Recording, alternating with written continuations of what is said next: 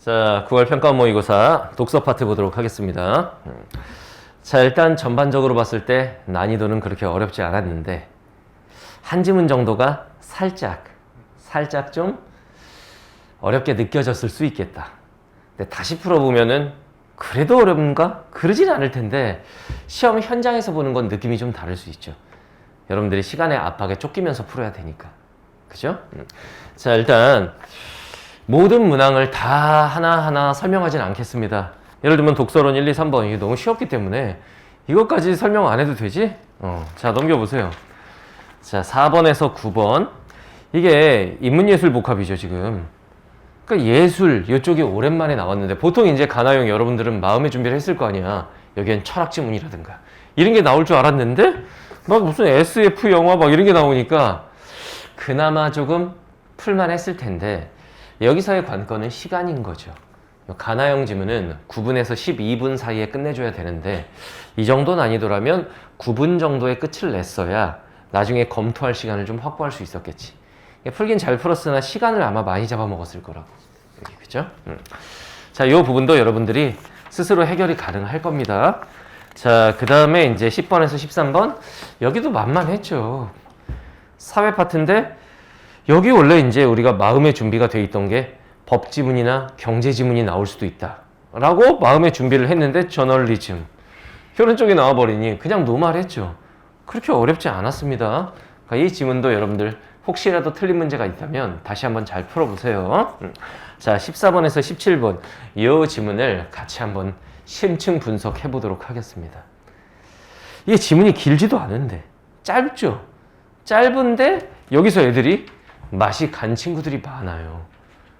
정보가 굉장히 압축적으로 되어 있어서 다 읽고 나면 내가 지금 뭐 여러 개념들이 나오는 지문을 읽었는데 이 개념과 이 개념과 이 개념이 머릿속에서 뒤죽박죽이 돼버리는 거예요. 그러다 보니까 문제 17번 같은 문제 이거 도대체 뭐지? 계속 고민하다가 시간 흘려보내다가 끝났을 수 있습니다. 이 문제가 오답률이 굉장히 높더라고. 자, 여기를 같이 한번 해보도록 하겠습니다. 자, 봐요. 시험장에서 어떻게 써야 되는지 선생님이 그대로 보여줄 테니까 따라 하시면 됩니다. 일단 아무 생각 없이 이렇게 쓱 읽는 것보다는 어떤 문제가 있는지를 먼저 보고 문제를 보면서 문제 유형 파악, 그 다음 문제 푸는 순서, 전략을 세우는 거예요. 알겠죠? 자, 문제 한번 먼저 볼게요. 14번. 내용 간의 관계에 주목하여 이게 약간 문제가 기존에 풀던 문제보다는 약간 색다른 유형이었을 거야. 내용 간의 관계를 봐라, 관계. 선택지를 보면 뭐 1문단과 2문단, 2문단과 3문단 뭐 이런 식으로 나오는데 윗글을 읽은 방법, 적절하지 않은 것은 이렇게 약간 새롭다 싶은 유형의 문제가 나오면 어떻게 접근하면 되냐면 이건 사실적인 내용 파악을 중요시할 것이다. 일치 문제일 것이다. 이렇게 접근해도 됩니다. 알겠죠? 이게 일종의 서술 방식 문제이지 내용 전개 방식 문제와 일치 문제의 어떤 짬뽕이라고 보면 되는 건데 이게 좀 색다른 문제가 나오면 사실적 사고로 접근한다 라고 생각하면 됩니다. 이런 문제는 이제 다 읽고 푸는 게 아니죠. 중간중간 확인을 하는 거지. 알겠지? 그 다음 문제 2번 윗글을 이해하시오. 일치 문제죠. 적절한 것은 이것도 중간 확인을 해주면 됩니다. 다 읽고 나서 보면 다시 찾아다니게 되잖아. 그러니까 중간 확인을 거쳐서 풀면 되겠고. 자, 16번. 청각 특성에 대한 설명. 추론 문제죠, 이런 문제가. 네모 딱 단어에 네모쳐 있는 문제가 추론 문제. 그럼 위치 확인하고 저기에 있구나. 그 청각 특성이 파악이 되면 바로 문제를 풀면 됩니다. 알겠죠? 그러니까 모든 문제를 끝까지 읽고 나서 하나씩 해결하겠다라고 생각하면 그 모든 내용을 지문 속에 다 기억하려면 부담되잖아. 그렇게 하지 말고 가, 나, 시가 있으면 가, 시 읽고 가에 대한 문제 풀잖아. 그런 것처럼 접근한다고 생각하면 돼. 자, 17번 별 펼쳐보세요. 참 좋은 문제죠. 윗글을 바탕으로 보기를 이해하시오. 근데 보기 박스를 이렇게 슬쩍 보는 순간 숫자가 나오지. 숫자가 나오는 순간 여기 뭐가 필요하겠다. 계산이 필요할 수 있겠다. 어떤 계산이 필요한 선택지가 답이 되지 않겠는가. 그리고 A, B, C, D 이렇게 여러 가지가 나온다는 얘기는 얘네 간에 비교가 필요하지 않겠는가. 그래서 이런 경우에는 뭐 A에 대해서만, 뭐 D에 대해서만 이런 것보다는 A와 B, 뭐 A와 C 이렇게 뭔가 두 가지를 비교하는 형태의 선택지가 답이 될 확률이 압도적으로 높죠, 사실은. 3점짜리고. 알겠나요? 그래서 이 문제. 이런 문제를 풀 때는 보기 박스니까 일단 지문과의 교집합을 잘 찾아서 접근을 하면 되는 거지. 여기를 시간이 부족해서 찍었다 이거지. 근데 어떻게 하나가 안 맞냐? 그러니까요. 봐봐. 한 번으로 찍었어? 이거 봐. 이것도 골라서 찍으니까. 얘가 지금 시간이 부족해서 여기를 찍었대요. 찍었는데 나 같으면 5 이렇게 찍어버리겠다. 그래야 뭐 하나라도 맞아라. 근데 얘는 다양하게 찍었어요.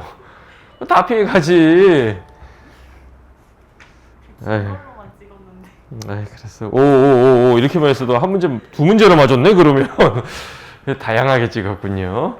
자, 그러니까 평소에 착하게 살아야 됩니다. 평소에 착하게 살아? 근데 왜 찍었는데 다 틀렸지? 자, 한번 보겠습니다. 한번 읽어볼게요. 시험장에서 어떻게 접근을 했어야 되겠다라는 것도 우리가 생각하면서 자, 1문단에서는 중심 화제 파악하면 되지. 소리, 특히 음악을 저장하는 방법. 요게 중심 화제야. 소리나 음악을 저장하는 방법.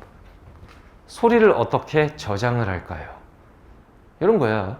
옛날에는 LP판 요런 데 저장도 했고 그 다음에 뭐 여러분들 CD 플레이어 이런 거 알아요? 그런 데도 저장했고 뭐 이런 건데 이게 축음기에서 시작한대요. 축음기 알아? 옛날에 에디슨 축음기 이런 거 들어봤어요? 소리를 막 이렇게 저장했다 틀어주는 거지. 시작하여 매체의 발명과 발맞추어 많은 발전을 이루었다. 뭐 그런가 보다. 중심하지만 인식하면 돼. 소리, 음악의 저장이다. 축음기의 원리는 간단하대요. 끝부분에 날카로운 바늘을 장착한 원뿔형 나팔을 준비해요. 원뿔형이 어떻게 생긴 거냐? 원뿔. 이렇게 생긴 거잖아. 근데 이렇게 생겼는데 끝부분에 바늘을 장착했대요.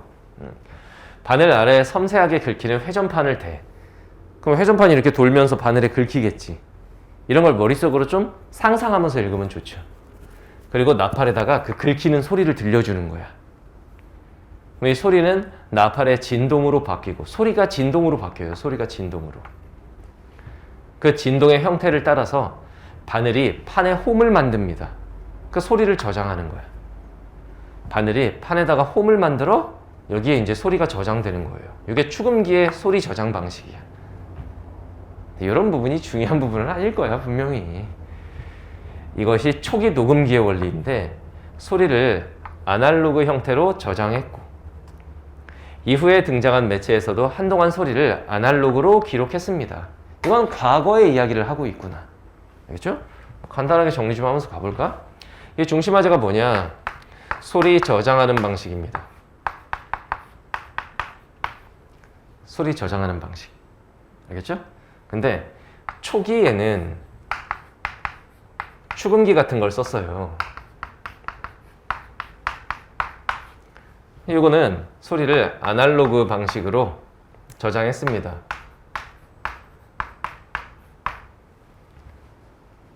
이 내용 정도입니다. 지금까지 나온 건.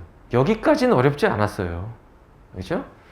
초기가 나왔으면 그 다음부터는 언제 얘기가 나오겠냐? 요즘 얘기 나오겠지. 자, 현재 소리를 디지털 신호, 즉 앞뒤 동격. 디지털이 뭐냐? 이진수로 이진수가 뭐예요? 이진수 씨야? 0이랑 1만. 이진수로 이루어진 오디오 신호로 바꿔서 파일에다가 저장하는 거예요. 그래서 홈에다 저장하고 이런 게 아닙니다. 파일로 저장하는 거야. 그럼 이제 현재 얘기가 나옵니다. 현재는 소리 저장하는 방식이 디지털입니다. 알겠죠? 디지털 오디오 신호예요.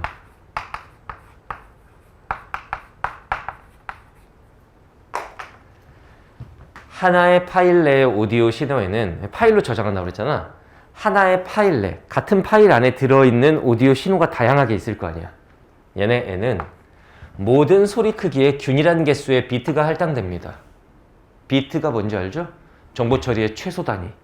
이게 비트가 할당이 되는데 모든 소리 크기의 균일한 개수, 이런 거 기억 잘해야 돼. 하나의 파일 내의 오디오 신호 같은 파일이다. 그러면은 똑같은 개수의 비트가 할당이 되는 거다. 같은 파일 안에서는. 알겠죠? 일반적으로 각 소리 크기에는 16비트 정도를 할당합니다. 비트라고 하는 게 0이나 1로 표현되는 그 정보 처리의 최소 단위지. 소리 크기에 따라서 16자리의 이진수 값이 달라지는 거야. 기억 잘해야 되는 게 같은 파일 안에 있으면 비트의 개수는 어떻다? 같다. 근데 0, 1, 1, 0 뭐 이렇게 표현이 될 거 아니야. 근데 소리 크기에 따라서 0, 1, 1, 0이 될 수도 있고 1, 0, 1, 1이 될 수도 있고 이런 식으로 요 값이 달라지는 거다. 알겠나요? 요런 게 읽고 나면 헷갈리는 거야. 이제 요런 게. 이렇게 하는데 같은 파일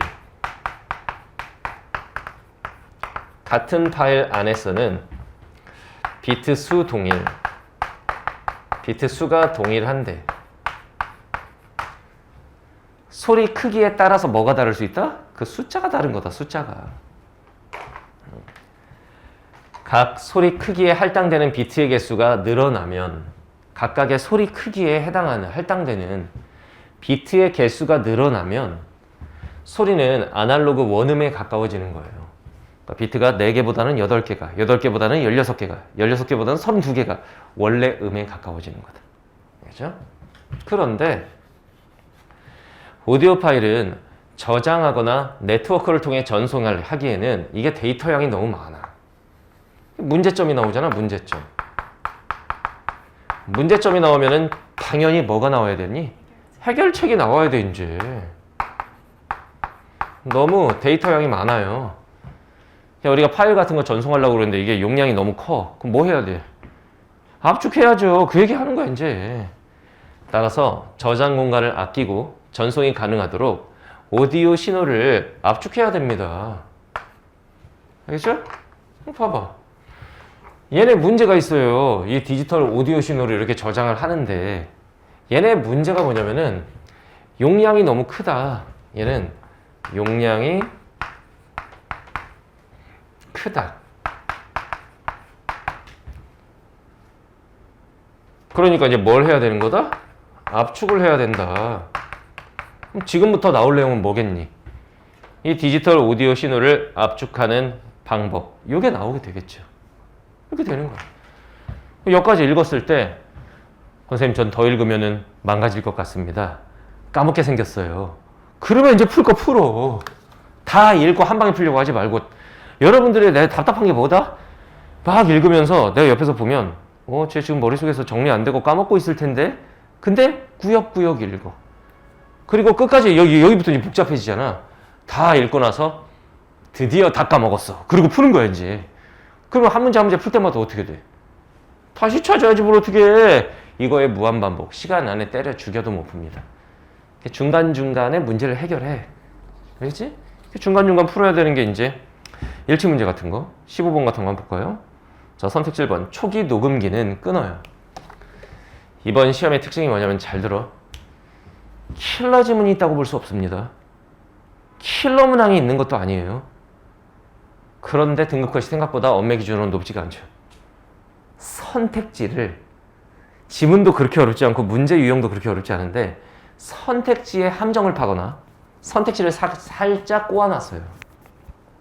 그럴 때 우리 수업 시간에 항상 배운 대로 선택지 끊어읽기, 답을 결정하는 키워드 잡기. 이걸 하면 됩니다. 봐봐. 초기 녹음기는 끊어봐. 그러니까 뭐에 대한 거냐? 주어블로 인지해. 초기 녹음기, 축음기 같은 거죠.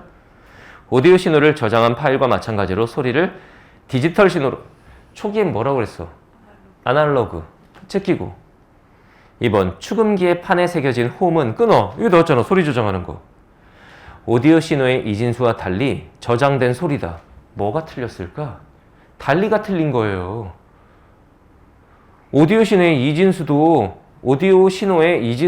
소리 저장하는 거야 지금. 제끼고. 3번 파일로 저장된 압축 전의 오디오 신호는 끊어봐. 그게 방금 나온 거야. 이제 압축하는 과정을 설명할 거고 방금 나온 부분이 압축 전이야. 용량이 너무 크다. 알겠죠? 이거는 소리 크기마다 할당된 비트의 개수가 동일하다. 그렇지. 비트의 개수는 동일해요. 같은 파일 안에 있으면은 이거 똑같은 거예요. 답은 3번입니다. 한 문제 풀어주고. 그럼 4번 봐봐. 비트를 많이 사용하여 오디오 신호를 저장할수록 끊어봐. 원음에 가까워진다고 그랬지. 이게 전송에 적합할까요? 비트가 많아질수록 용량이 어떻게 되겠냐? 커지겠지. 전송에 부적합하죠. 압축 많이 해야죠. 제끼고. 5번. 오디오 신호를 압축할 때 끊어봐.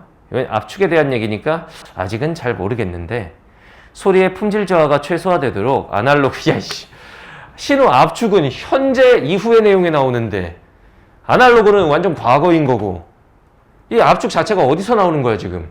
디지털이잖아. 아날로그가 아니라 디지털이겠죠. 제끼면 답은 3번. 여기서 한 문제가 해결이 되잖니. 알겠습니까?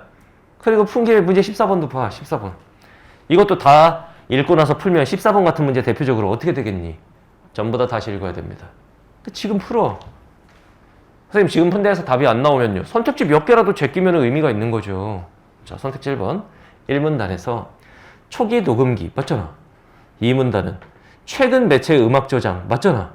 그래서 그 차이점을 주목해야죠. 이거 봐라. 초기와 현재의 차이점. 아날로그고 디지털이고 이런 거잖아. 맞죠? 제끼고. 자, 2번 2문단에서 오디오 파일을 저장하거나 전송할 때 난점을 언급한 점에 주목하고 끊어봐. 난점이 무슨 뜻이죠? 문제점, 어려운 점 나왔잖아.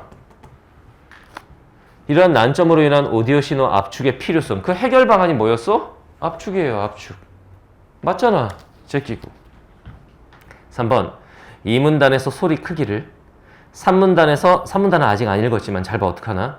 청각 특성을 각각 압축의 변수라고 언급한 점에 주목하고 끊어봐. 2문단만 따져. 2문단에서 소리 크기를 서술어 연결 압축의 변수라고 언급했느냐. 여기서 2문단이잖아. 소리의 크기가 압축의 변수다라고 했냐 이거야. 그런 말을 한 적이 없어요. 소리의 크기가 압축의 변수다? No, 그런 말 자체가 없습니다 지금. 답은 3번이에요.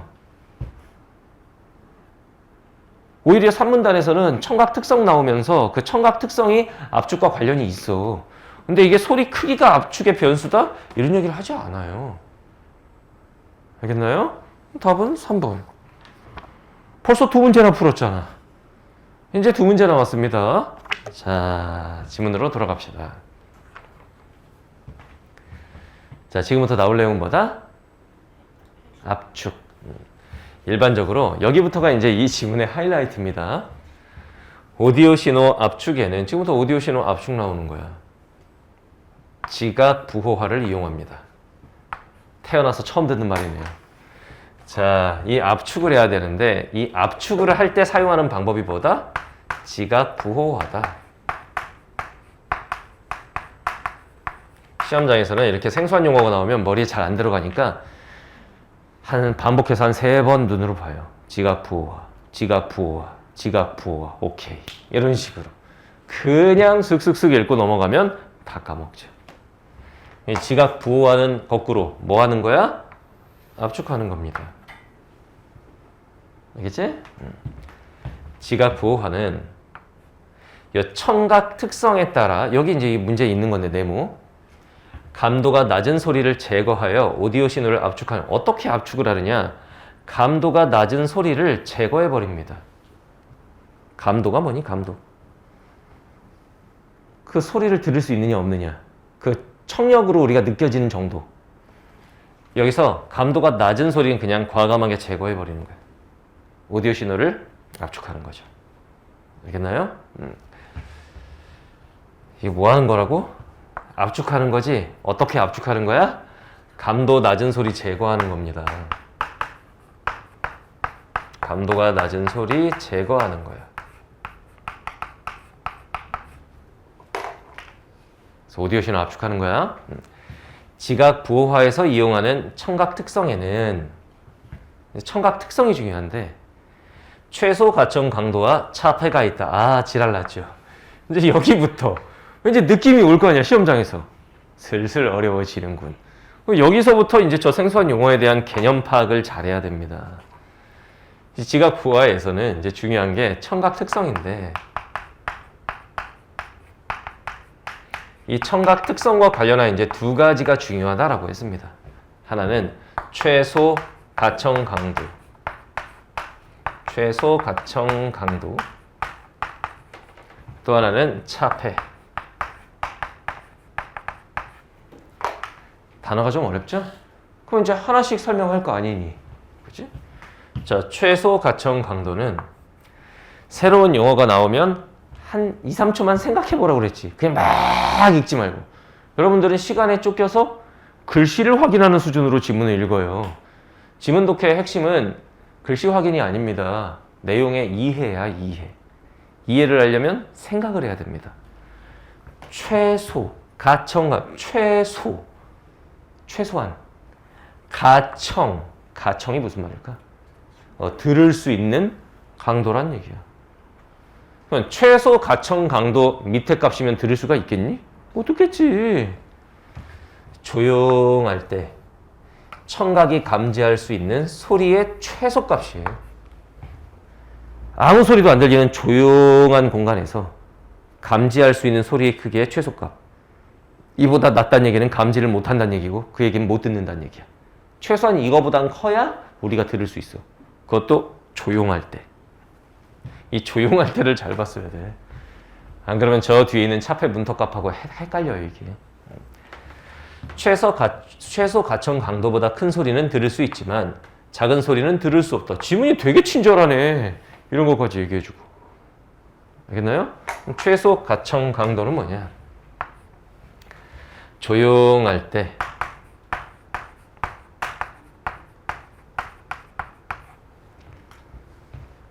들을 수 있는 소리야.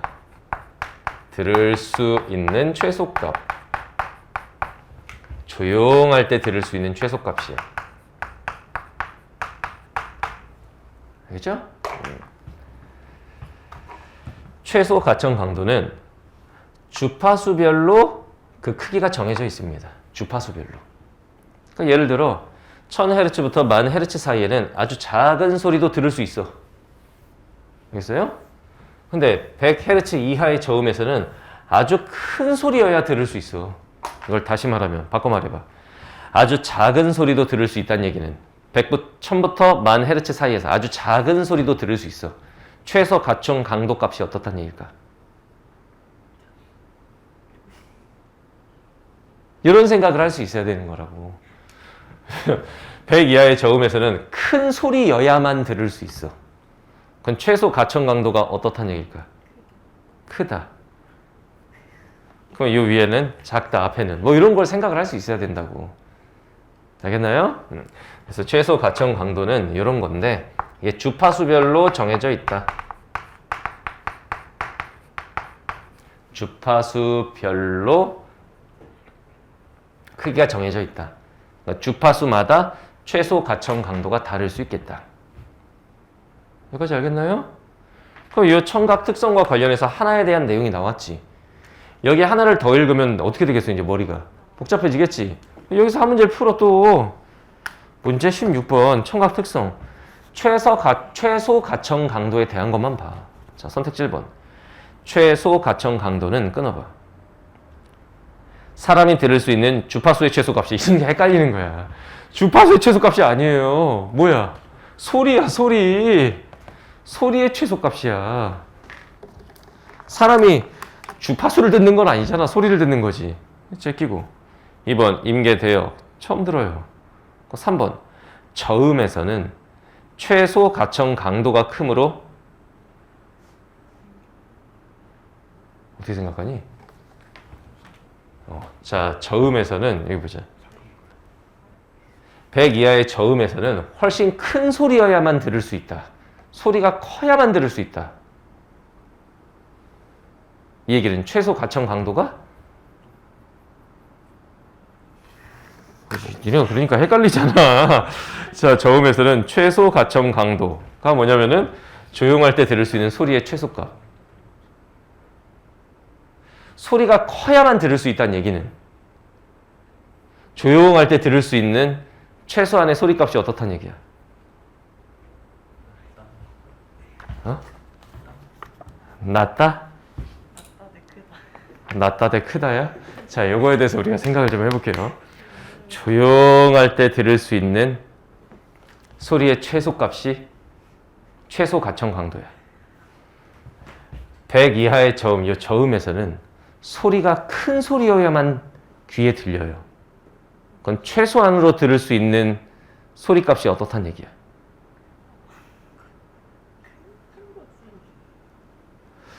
둘이 생각이 완전히 반대네요.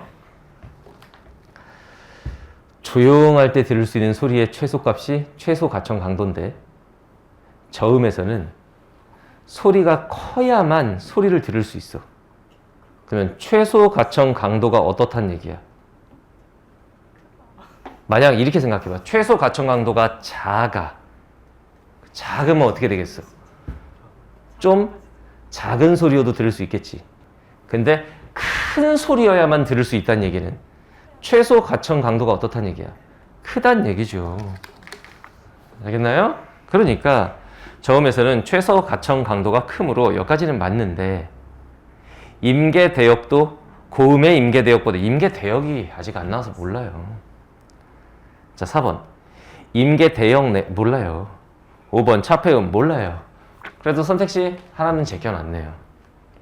자, 돌아갑시다. 자, 한편 큰 소리로 인해 작은 소리가 들리지 않는 현상을 차폐라고 하며 여기서부터 잘 봐야 돼. 차폐가 뭐야? 큰 소리 때문에 작은 소리가 들리지 않는 현상. 얘랑 위에 거랑 헷갈리면 안 돼요. 위에 거는 조용할 때 들을 수 있는 거야. 근데 이건 큰 소리로 인해 작은 소리가 들리지 않는다는 얘기는 소리가 여러 개가 이제 들린다는 얘기지. 쉽게 말하면 소리에 방해가 있다는 얘기야. 이걸 차폐라고 합니다. 간단하게 말하면 이거야. 네가 얘한테 이렇게 소곤소곤 대고 있는데 선생님이 수업을 막 크게 해가지고 얘가 그 큰 소리 때문에 얘 목소리가 안 들려. 이게 차폐야, 차폐. 무슨 말인지 알겠죠? 차폐를 일으키는 큰 소리를 차폐음, 이거 잘 봐야 돼. 차폐음은 뭐냐? 차폐를 일으키는 커다란 소리야. 차폐가 뭐라고? 그렇지. 소리 방해하는 거. 근데 그 방해하는 큰 소리를 뭐라고 한다? 차폐음. 얘가 얘한테, 친구한테 이야기를 하는데 선생님이 너무 크게 목소리를 내서 안 들려. 그건 내 목소리가 차폐음이야. 이렇게 사례를 떠올리면서 읽으면 이해가 더 잘 되죠. 두 소리의 주파수가 가까울수록 차폐가 쉽게 일어나고 소리의 주파수가 가까울수록 그러니까 차폐는 쉽게 말하면 이게 소리 방해거든, 소리 방해. 소리의 방해가 쉽게 일어나고 주파수가 멀어. 완전 동떨어져 있어. 그러면 차폐가 일어나지 않는다. 소리 방해가 덜하다 이 말이에요. 여기까지 오케이? 자, 차폐에 대해서 나왔는데 차폐가 뭐냐면은 쉽게 말하면 소리 방해입니다. 소리 방해. 알겠지? 이 소리를 방해하는 큰 소리를 뭐라고 그래? 차폐음. 차폐음이라고 하는 거예요. 알겠지? 근데 이 차폐음이라고 하는 거는 이 차폐는 주파수의 영향을 받아요. 주파수. 차폐 소리 방해인데 이거는 주파수의 영향을 받는다.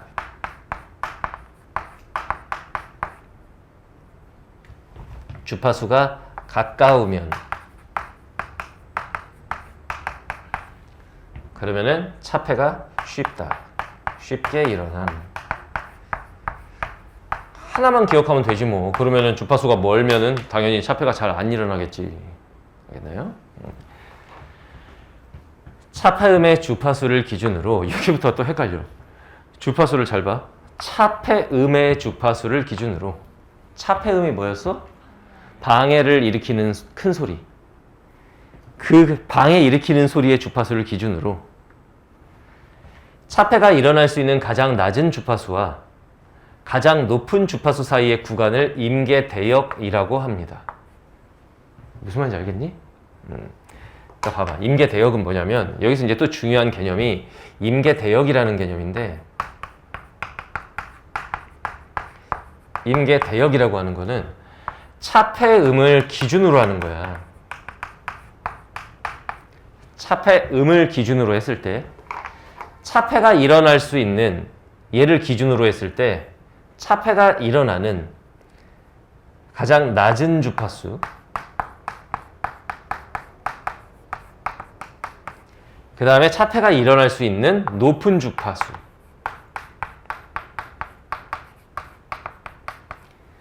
그러니까 차폐라고 하는 게 소리를 방해하는 거잖아.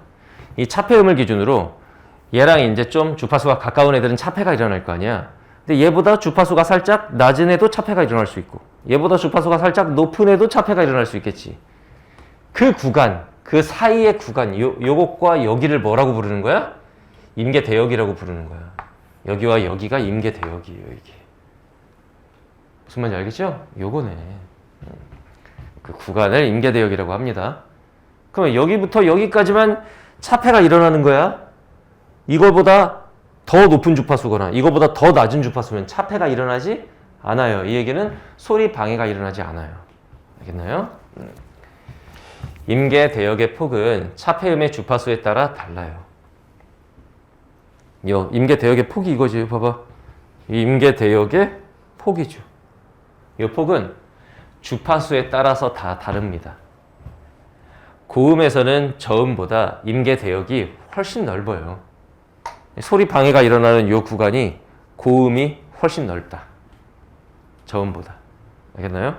이 임계대역은 고음이 저음보다 훨씬 고음이 저음보다 훨씬 넓다. 네, 이거를 이제 바꿔 말하면 이런 거죠.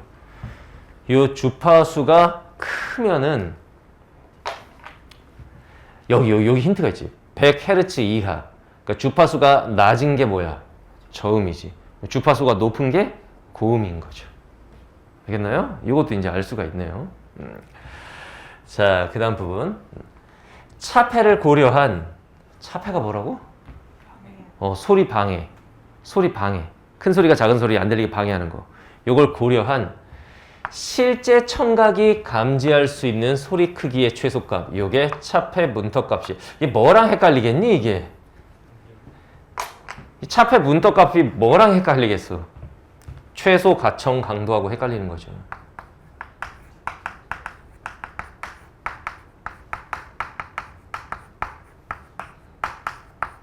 이게 뭐랑 헷갈리겠어? 얘랑 헷갈리겠지. 너네 이 지문에서 이제 핵심은 요거야. 요거랑 요거 헷갈리면 안 됩니다. 요거는 뭐라고 그랬냐면은 그러니까 실제로 청각이 들을 수 있는 소리의 최소값이지. 들을 수 있는 최소값인데 있는 소리의 최소값인데 이렇게 되면은 위에 거랑 한번 같이 비교해서 읽어봐봐. 근데 여기서 중요한 게 있어요. 중요한 거. 차폐를 고려한이라고 그랬어. 차폐가 뭐라고? 소리 방해. 그러면 최소 가청한 거랑 비교해볼게. 이게 독해 과정에서 어떤 생각이 들어야 되냐면 이거 아까 그거랑 비슷한 거야? 이런 생각이 들었어야 돼. 왜 아까도 뭐 최소값 들을 수 있는 소리의 최소값 이런 게 나왔거든? 최소 가청 강도는 조용할 때라는 건 다시 말하면 뭐니? 소리 방해가 없을 때. 조용할 때란 얘기는 이거는 차폐 없을 때야. 소리의 방해가 없을 때. 조용할 때 들을 수 있는 소리의 최소값이야. 알겠지? 근데 차폐 문턱값은 이것도 실제 청각이 우리가 귀로 들을 수 있는 최소값이니까 이거랑 똑같아 보인다고. 결정적 차이가 뭐다 이건? 차폐를 고려한다. 다시 말하면 소리의 방해가 있다. 알겠지? 이 결정적 차이를 인지를 했어야 17번을 쉽게 풉니다. 그러니까 지문을 읽다가 이거 아까도 뭐 들을 수 있는 소리의 최소값 이런 거 나왔는데? 라는 생각이 들면, 아, 이게 포인트구나. 이거랑 아까 그걸 구별하라는 거구나. 이 생각을 해야 돼. 근데 너네들은 어떻게? 쓱 읽고 지나가고, 나는 모르겠다. GG. 이렇게 되는 거예요. 올해 수능은 굿게임이었어. 이렇게 된다고. 위에를 봐. 그 시험장에서 위에 올라가서 비교했어야 돼. 조용할 때 청각이 감지할 수 있는 소리 크기의 최소값. 조용할 때 청각이 감지하는 최소값. 좀 요거는 차폐를 고려했을 때 실제 청각이 감지할 수 있는 소리 크기의 최소값. 얘들아, 청각이 감지할 수 있는 소리 크기의 최소값 이 말이나 실제 청각이 감지할 수 있는 소리 크기의 최소값 뭐 똑같아. 이게 다른 거야. 위에 거는 조용할 때고 밑에 거는 소리 방해가 있을 때야. 조용할 때는 네가 얘한테 소곤소곤거리는 소리도 얘가 들을 수 있어 없어? 있죠. 근데 막 시끄러운 상황, 막 무슨 클럽 같은 데야. 그런 데서 얘가 너한테 소곤소곤거리면 들리냐 안 들리냐? 안 들리죠. 차폐 때문에. 이 얘기라는 거야 지금. 알겠나요? 이거구나. 차폐 문턱값. 이거 중요한 개념이에요. 자, 지각 부호화는 이런 성질들을 이용하여 오디오 신호를 압축하는 거예요. 이게 다 뭐와 관련이 있다? 압축과 관련이 있다. 압축, 지금 하고 있는 게 오디오 신호 압축의 원리였다고 이게. 알겠지? 지각 부호화에 이게 있고 이게 있었던 거라고. 지문은 짧지만 결코 쉬운 지문은 아니에요 이게. 자, 그러면 16번 풀어봅시다. 선택지 2번. 임계 대역은 끊어. 방금 나왔죠. 차폐음의 주파수와 그것보다 높은 주파수 사이의 구간이다. 아니야. 그러면 그건 낮은 애는 어떻게 할 거야? 임계 구간은 요건데 높은 주파수, 낮은 주파수 요만큼이 임계 대역인데 높은 주파수와의 그것만 생각하면 안 돼요. 그것보다 높은 주파수가 아니라 차폐가 일어날 수 있느냐. 알겠나요? 제끼고. 차폐가 일어나는 건 그보다 낮은 주파수에서도 일어날 수 있는 거고. 그러면 1번 제꼈고 2번 제꼈고 3번 임계대역도 고음의 임계대역보다 넓다? 야, 이것도 확실히 이제 여기서 아까 그걸로 헷갈렸던 사람들은 여기서 구분이 되죠. 고음이 저음보다 임계대역이 훨씬 넓다라고 했지. 근데 선택지 3번은 저음이 고음의 임계대역보다 넓다지. 제끼고. 그러니까 선택지의 앞부분으로 해결이 안 됐던 사람들은 이렇게 제낄 수 있죠. 그 다음에 4번. 임계대역 내에서 큰 소리로 인해 들리지 않는 작은 소리가 차폐음이냐? 차폐음은 그렇지. 소리를 방해하는 큰 소리가 차폐음이야. 그 차폐음 때문에 들리지 않는 소리가 차폐음이 아니고 그 작은 소리를 안 들리게 만드는 큰 소리가 차폐음이야. 제끼고. 근데 이 지문 어디에도 소리 방해라는 말은 안 나왔거든. 근데 그거를 우리가 그렇게 읽을 수가 있었어야 돼. 선생님 수업 시간에 강조했던 게 뭐냐면 지문에 나오는 어려운 용어 그대로 머리에 입력하는 건 쉽지가 않다. 특히나 말이 생소할수록 그 머릿속에 안 들어가. 우리가 처음 보는 건 기억을 잘 못합니다. 근데 그거를 내용이 왜곡되지 않는 선에서 자기가 받아들일 수 있는 쉬운 내용으로 바꿔서 받아들여도 된다라고 했지. 그러니까 저거야. 소리 방해. 이걸 떠올릴 수 있었어야 돼. 16번의 답은 5번이 되겠네요. 차폐음과 어떤 소리의 주파수 차이가, 그러니까 차폐음하고 어떤 소리가 있을 때 그 주파수의 차이가 임계 대역의 폭보다 크면 끊어봐. 봐봐. 임계 대역이라고 하는 게 여기부터 여기까지인데. 저 봐요. 임계 대역이 이거잖아. 여기부터 여기까지. 이게 차폐가 일어나는 구간이지. 근데 어떤 소리의 주파수가 이 임계 대역보다 더 커. 그럼 차폐가 일어나 안 일어나? 안 일어나죠. 두 소리 사이에는 두 소리는 차폐음과 어떤 소리가 되겠지? 차폐가 일어나지 않습니다. 답은 5번이에요. 남은 문제는 17번 하나입니다. 애들이 그래요. 선생님 수업 시간에는 맨날 선생님이 풀어주는 대로 이렇게 하면은 수업 시간에 항상 보면 마지막 문단쯤 나오면 둘 중 하나지. 이미 다 풀려 있거나 한 문제 남거나. 그게 시험장에서 되냐 이거예요. 선생님이 그런 지문만 골라서 가르치는 거 아닙니까? 막 이래요. 아주 옌병들을 하는. 지금 되잖아 이렇게 푸는 거야. 근데 이제 시험장에서 최소한 그래도 14, 15, 16번은 내가 맞은 것 같다. 다시 말하면 다 읽고 나서 기억해서 풀려고 하면 14, 15, 16번도 돌아버리는 거예요. 이렇게 중간중간 까먹을 때쯤 돼갖고 이제 문제풀이에 들어갔지. 까먹기 전에 푼다. 그래서 일단 기본 문항 3개는 풀었다 이거야. 3점짜리 어려워 보이는 그 한 문제가 이제 관건인 거지. 알겠죠? 자, 마지막 문제 볼게요. 지각 부호화에서는 우리 이미 까먹었을 거야. 지각 부호화가 뭐 하는 건데? 소리 압축하는 거. 오디오 신호를 압축하는 게 지각 부호화잖아. 먼저 이런 기술 지문의 특징이죠. 과정을 설명하는 거. 먼저 주파수에 따라 여러 개의 임대 구역으로 나눠요. 임계 대역 여기 있잖아. 임계 대역. 주파수에 따라서 여러 개의 임계 대역으로 나눠. 아까 17번이 여러 개였던 것 같은데. A, B, C, D 막 이렇게 있는 거야. 각 임계 대역에서 최소 가청 강도와 나왔잖아요, 이거. 그 다음 차폐음 요걸 고려하여 차폐 문턱값을 구한다. 그러니까 그거 어떻게 구하는 건데 그걸 알려주겠지. 차폐 문턱값을 어떻게 구하는지를 알려주겠죠, 이제. 자, 소리 크기와 차폐 문턱값의 차이가 큰 소리일수록 뭐뭐 할수록 뭐뭐 하다 이런 거 잘 보라고 그랬지. 이런 거.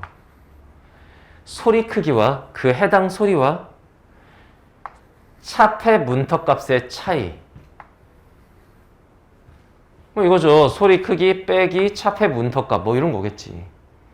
그 차이가 크면 해당 소리 크기에 비트를 많이 할당하여 소리의 손실을 낮춘다 이거예요. 그 해당 소리는 요 소리 크기, 요 소리겠지. 거기에 비트를 많이 할당합니다. 그래서 비트를 많이 할당할수록 아까 뭐라고 그랬냐면 원음에 가까워진다. 그러니까 소리의 손실을 낮추는 거예요. 그래서 어떤 애들이 이런 생각을 해요. 아니 아까 비트 다 똑같다고 그랬는데 비트 수 동일하다고 했는데 이건 같은 파일에 있는 소리일 때 그런 거고. 무슨 말인지 알겠지? 이거. 자, 차폐 문턱값보다 작은 소리들은 들리지 않으므로 제거한다. 왜? 차폐 문턱값이 뭔데? 실제 청각이 들을 수 있는 최소값인데 그보다 작으면 들려 안 들려? 안 들려. 그럼 안 들리는 소리는 어떻게 한다? 감도가 낮은 소리는 제거해버린다 이겁니다. 여기서 중요한 거 정리해 볼게요. 중요한 겁니다. 차폐 문턱값에서 제일 중요한 게 저거죠. 소리 크기와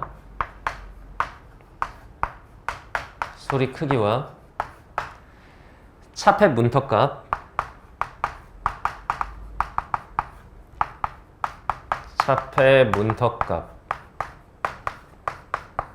의 차이가 클수록 뭐하다? 비트도 많다. 비트 수도 많다. 수업 시간에 여러 번 얘기했어. 뭐뭐 할수록 뭐뭐 하다. 이런 관계성이 있는 문장이 나오면 그 부분은 뭐다? 100% 문제 직결이다. 그것도 3점짜리로. 그것도 답으로 나온다라고 얘기를 했어요. 그대로 나온 거야 지금. 수업 시간에 내가 그런 얘기 여러 번 했지. 그거야. 소리 크기와 차폐 문턱값의 차이가 클수록 비트 수도 크다. 비례관계라 이겁니다 지금. 비례반비례의 관계성을 나타내는 문장이 있다. 무조건 문제에서 물어본다. 그것도 3점짜리 문제 답으로. 그러니까 17번을 찍어도 냅다 찍으면 안 돼. 요것과 관련이 있는 무언가를 찍었어야 돼. 그러면 맞을 확률이 5개 중에 하나가 아니라 거의 뭐 한 7, 80%에 육박하는 거야. 알겠나요? 즉 지각 부호화는 각각의 임계 대역마다 다른 개수의 비트를 할당하여, 이 얘기는 각각의 임계 대역이라고 하는 거는 같은 파일에 있는 건 아니란 얘기가 되겠죠. 같은 파일에 있는 애들은 비트 수가 동일하니까 지금. 알겠지? 임계 대역마다 비트 수를 다르게 할당하고 소리의 품질 저하는 최소화하면서 오디오 신호를 압축하는 기술. 그게 지각 부호화다. 이 상태에서 여러분들이 이제 14번부터 푼다고 생각해봐. 1문단에서 1문단이 뭐였지? 이렇게 될 거 아니야. 다시 읽겠지? 15번 선택지 1번 초기 녹음기는 축음기가 디지털이었나? 아날로그였던 것 같은데 다시 확인해야 돼. 불안하니까. 이럴 거 아니야. 이러면 안 된다고. 16번 청각 특성 돌아버리는 거야. 그러면 니네는 그러니까 어떻게 하는 거야? 지문을 쭉 읽고 나서 문제 풀 때마다 어떻게 돼? 또 읽고 다음 문제 풀 때 또 읽고 문제마다도 아니지 사실상 선택지마다 시간 안에 죽어도 풀어요. 여러분들의 기억력의 한계 이런 걸 보완할 수 있는 방법이 뭔지를 잘 생각해야 돼. 우린 이미 세 문제를 푼 상태야. 17번 하나만 풀면 끝나 이제. 자 17번으로 갑니다. 볼까요? 자 일단 지문과의 교집합이 뭐가 있는지를 봐. 다음은 소리 ABCD의 주파수 그 다음 크기, 소리 크기 그리고 청각 특성에는 선생님 손 봐봐. 청각 특성에 몇 가지가 있었니? 두 가지. 최소 가청 강도와 차폐. 그래서 최소 가청 강도와 차폐 문턱값이 나왔네요. 알겠죠? 이쪽이 문제풀이의 핵심이 될 거라는 느낌이 들지 않니 여기? 그지? 각 소리는 서로 다른 임계 대역에 있어. 서로 다른 임계 대역에 있다는 얘기는 비트 수가 어떻다는 얘기일까? 다르다. 방금 전에 이 지문 끝에서 나왔잖아. 각 임계 대역마다 다른 개수의 비트를 할당한다. 비트의 개수가 다른 걸 거야 이게. 알겠나요? 자 이렇게 숫자가 보이는 순간 계산이 필요할 수 있다. 이 생각을 해야 돼. 수능에서의 계산은 무슨 뭐 미분하고 이런 거냐? 아니에요. 우리가 이제 예체능 계열 학생들도 다 같이 시험 보기 때문에 계산 문제는 덧셈, 뺄셈, 곱셈, 나눗셈 안에서 끝나. 곱셈, 나눗셈도 별로 없어 사실은. 덧셈, 뺄셈. 아주 어렵게 가면은 분수 표현의 약분 정도. 그 정도의 끝이야. 선택지 1번. A가 포함된 임계 대역에서는 A, 여기 A 이렇게 세로로 봐야죠. 차폐가 일어나지 않았으므로 끊어봐. 얘들아. 이거 판단하기 쉽지가 않아요. 여기서는 차폐가 일어나지 않았다. 차폐가 뭐였지? 소리를 방해하는 거. 큰 소리가 작은 소리를 방해하는 거. 여기서 차폐가 일어났는지 안 일어났는지를 뭘 보고 하니? 소리 크기로 알 수 있어? 그걸로 어떻게 해?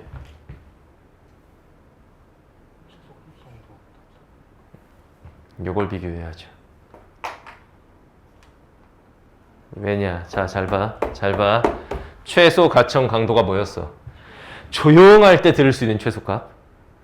차폐 문턱값은 뭐였어? 차폐, 즉 소리 방해를 고려했을 때 들을 수 있는 최소값. 선생님 말이 이해가 되나 봐.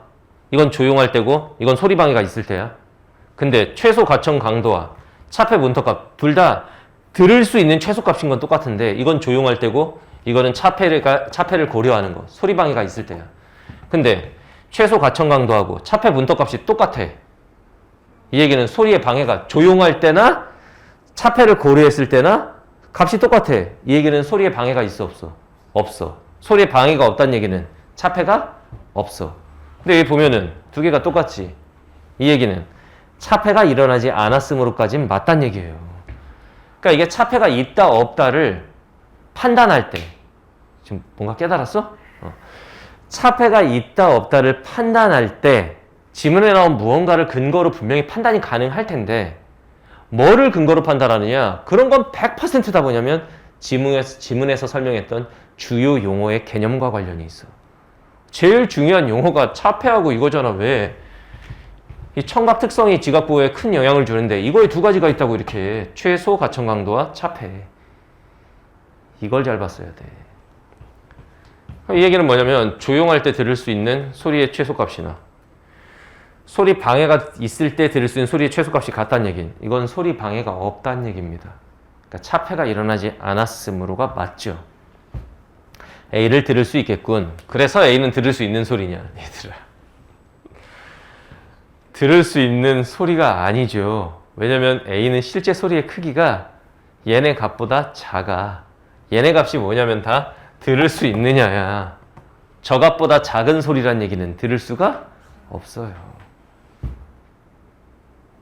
알겠나요? 들을 수가 없습니다. 제끼고. 2번 D가 포함된 임계 대역에서는 이제 D 여기선 차폐가 일어났으므로 그러면 여기 아까 같이 똑같이 봐봐. 얘랑 얘만 봐봐. 조용할 때 들을 수 있는 건 2dB인데 실제로 이제 차폐를 고려했을 땐 6dB이란 얘기는 그렇지. 소리 방해가 있어 없어? 있는 거야. 그러니까 소리가 좀 더 커야만 들을 수 있게 된 거지. 맞아요. 차폐가 일어났으므로 맞아. 끊어봐. D를 들을 수 없겠군. 얘들아. 차폐 문턱값이 6이야. 소리 방해를 고려했을 때 들을 수 있는 최소 소리값이 6이야. 근데 실제 뒤에 소리는 얼마야? 55야. 들려 안 들려? 잘 들려요. 이건 들을 수 있겠군이죠. 제끼고. 3번 A와 B는 소리 크기가 같으므로 끊어봐. A하고 B는 소리 크기가 30, 30 똑같죠. 같아요. 여기까지는 맞아. 압축할 때 두 소리 크기에 같은 개수의 비트 수가 할당되겠군. 얘들아. 개수, 비트 개수는 뭐와 관련이 있지? 개수 비트는 비트의 개수는 그렇지. 얘네가 서로 다른 임계 대역에 있다고 했으니까 아까 지문에서 뭐라고 그랬냐? 각 임계 대역마다 다른 개수의 비트를 할당한다고 했죠. 그 주파수 임계 대역마다 다른 개수의 비트를 할당한다고 했고 얘네는 다른 임계 대역에 있으면 비트 개수가 어떻겠어? 다르겠지. 요렇게 해도 되고 요렇게 해도 되고 그 다음에 같은 개수의 비트가 할당된다. 요거 봐봐. 비트 수의 할당은 요거야. 소리 크기와 차폐 문턱값의 차이에 따라 다른데 그럼 봐. 소리 크기는 똑같지만 뭐가 달라 지금? 차폐 문턱값이 달라. 그렇다면 소리 크기와 차폐 문턱값의 차이에 의해서 이제 비트의 개수가 결정되는데 이 값이 다르니까 당연히 비트의 개수값도 어떻겠어? 다르겠죠. 제끼고. 알겠나요? 자, 4번. A와 C의 차폐 문턱값이 같으므로 끊어봐. 이거 봐봐. A와 C는 차폐 문턱값이 38, 38로 똑같아요. 여기까지는 맞아요. A가 포함된 임계 대역의 폭과 C가 포함된 임계 대역의 폭은 같겠군. 얘들아. 임계 대역의 폭, 요거잖아. 임계 대역의 폭, 요건데. 이건 뭐와 관련이 있었죠? 주파수. 근데 얘네는 주파수가 어때? 차폐 문턱값은 같지만 주파수가 150, 1500인데 어떻게 같겠냐 이게. 알겠죠? 그러면은 임계 대역의 폭은 같겠군이 아니죠. 다르겠군. 차폐 문턱값은 같지만 차폐음을 기준으로 했을 때 주파수 차이, 위, 아래 차이 이게 완전히 다르겠지. 150이고 1500인데. 알겠나요?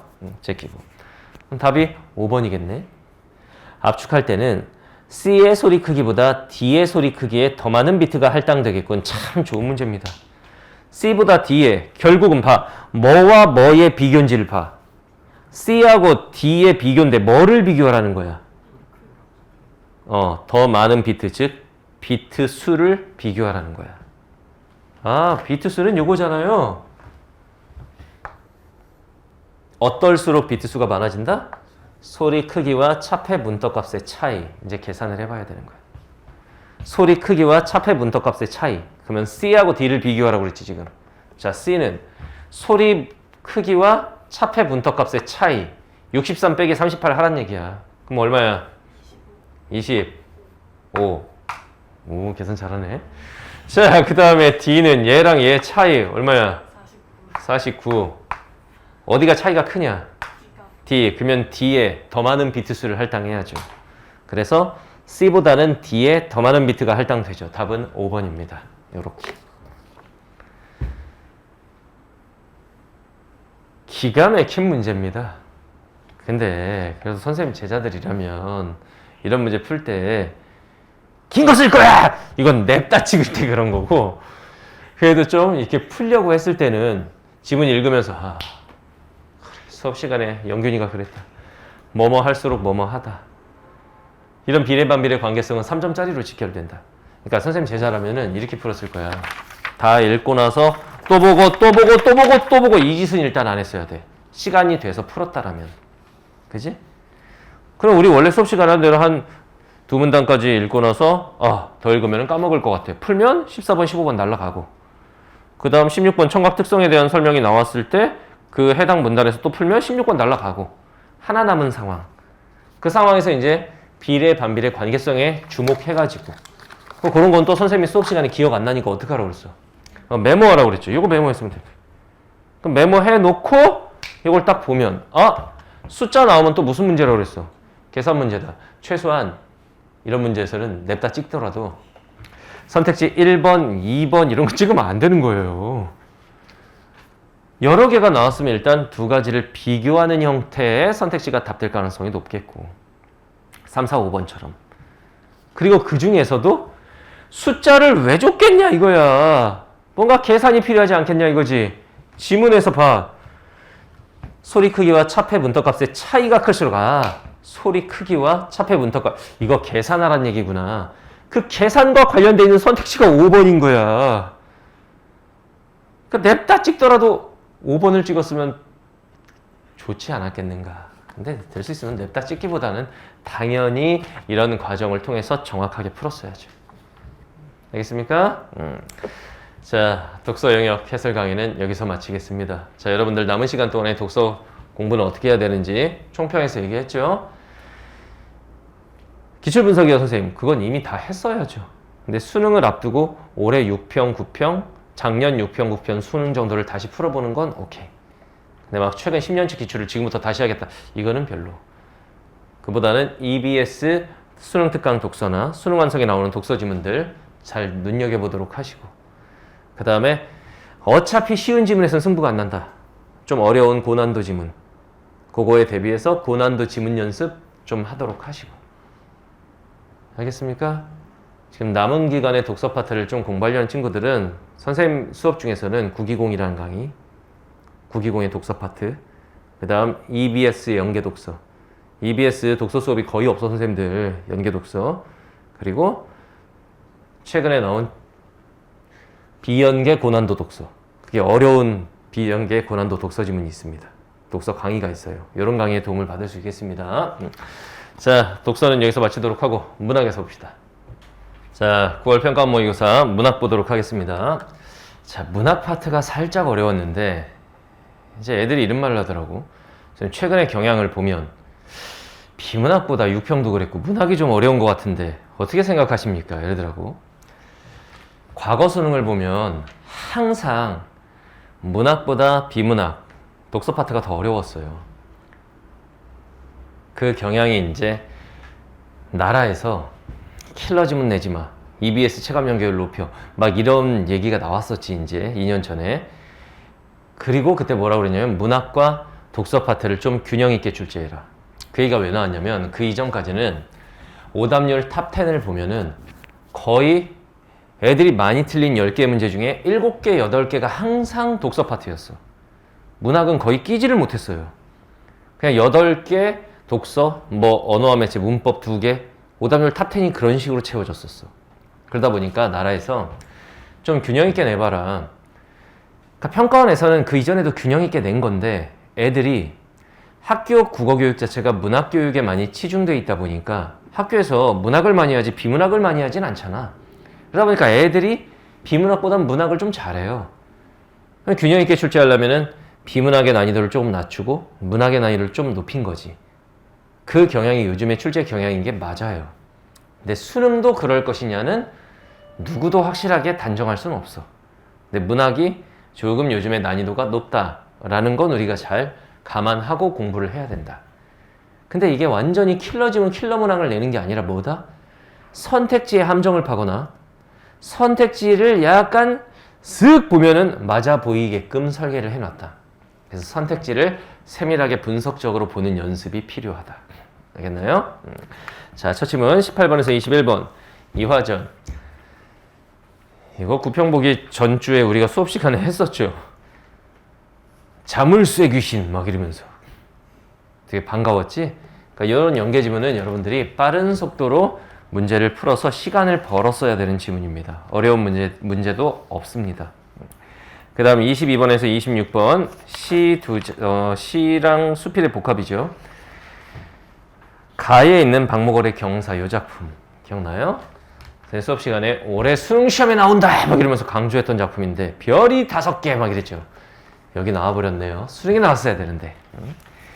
그리고 나에 있는 시는 이제 비연계 시지만 그렇게 어렵지 않았고 무엇보다 요즘에 고전 수필이 좀 어렵게 출제되는 경향이 있었거든. 무슨 최근에 나왔던 걸 보면 유한준의 이즘을 도남 잊지 못하는 것이 병이 아닌 것은 아니지만 막 이런 게 있었거든.